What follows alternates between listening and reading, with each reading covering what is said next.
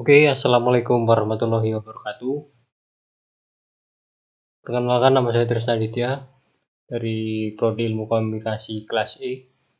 Pada kesempatan kali ini saya akan menjelaskan tentang bagian teori dasar komunikasi. Oke, next slide. Webinar online. Webinar online termasuk dalam kelompok teori publik. Dan kelompok teori publik termasuk juga dalam komunikasi publik. Komunikasi publik termasuk dalam tradisi retorika. Tradisi retorika adalah seni berbicara praktis, fokus pada fenomena berhubungan dengan keahlian berbicara. Di sini, tradisi retorika terdapat 3 cakupan, yaitu komunikasi interpersonal, komunikasi publik, dan komunikasi massa.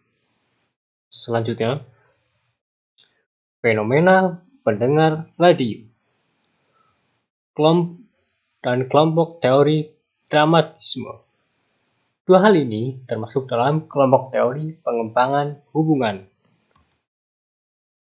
Dan kelompok teori pengembangan hubungan termasuk juga dalam komunikasi interpersonal. Interpersonal tergolong masuk di dalam tradisi sosiopsikologi. Tradisi sosiopsikologi adalah hubungan kausal sebab atau akibat pada fenomena yang punya syarat tertentu. Dalam hal ini, tradisi sosiopsikologi terdapat 4 cakupan, yaitu cakupan publik atau retoris, cakupan interpersonal, cakupan budaya, dan yang terakhir cakupan massa atau media. Oke, yang ketiga, fenomena rapat RT. Fenomena rapat RT tergolong dalam kelompok teori perstrukturan. Kelompok teori perstrukturan tergolong dalam teori organisasi. Dan teori organisasi masuk dalam cakupan organisasi. Cakupan organisasi masuk dalam tradisi semiotika.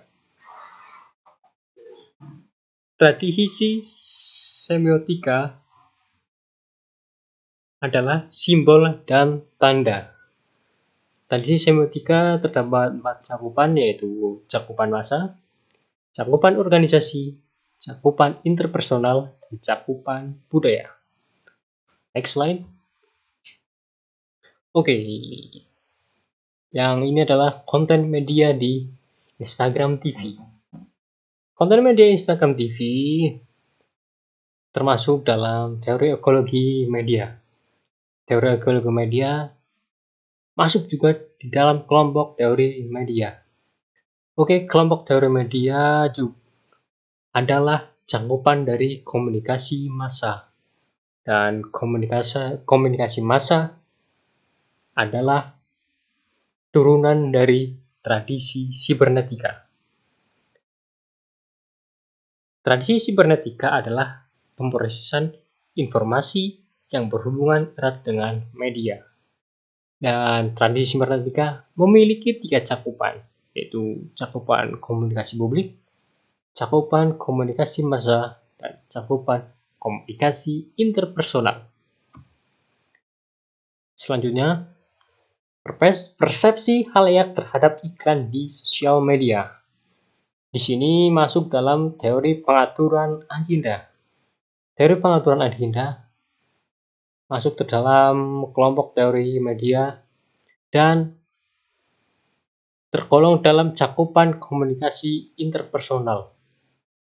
Cakupan interpersonal termasuk turunan atau bagian dari tradisi fenomenologi. Tradisi fenomenologi adalah pengalaman yang berbeda pada sebuah fenomena sosial komunikasi dan memiliki 4 cakupan, yaitu cakupan komunikasi budaya, cakupan komunikasi massa, dan cakupan komunikasi interpersonal, dan yang terakhir cakupan komunikasi intrapersonal. Next. Fenomena respon nonverbal pada percakapan. masuk dalam kelompok teori negosiasi wajah dan teori negosiasi wajah, tergolong dalam teori budaya dan keanekaragaman yang di dalamnya adalah cakupan budaya. Cakupan budaya adalah turunan dari sosiokultural, tradisi sosiokultural. Tradisi sosiokultural adalah pemahaman fenomena sosial dari sudut pandang orang lain yang memiliki dua cakupan, yaitu cakupan organisasi dan cakupan budaya. Oke, yang terakhir adalah tradisi kritis. Ya, di sini kita ambil contoh fenomena siaran radio. Dan fenomena siaran radio termasuk dalam teori pengaturan agenda. Teori pengaturan agenda termasuk di dalam teori media. Teori media adalah turunan dari cakupan massa dan beberapa cakupan lainnya di dalam tradisi kritis.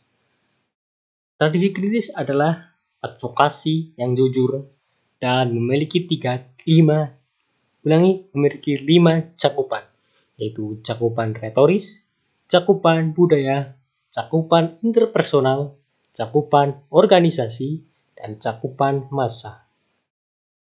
Oke, sekian penjelasan bagian teori dasar komunikasi dari saya. Kurang lebihnya mohon maaf. Wabillahi taufik wal hidayah. Assalamualaikum warahmatullahi wabarakatuh. Bangsat. Gigi matiin ini ya. 6 menit.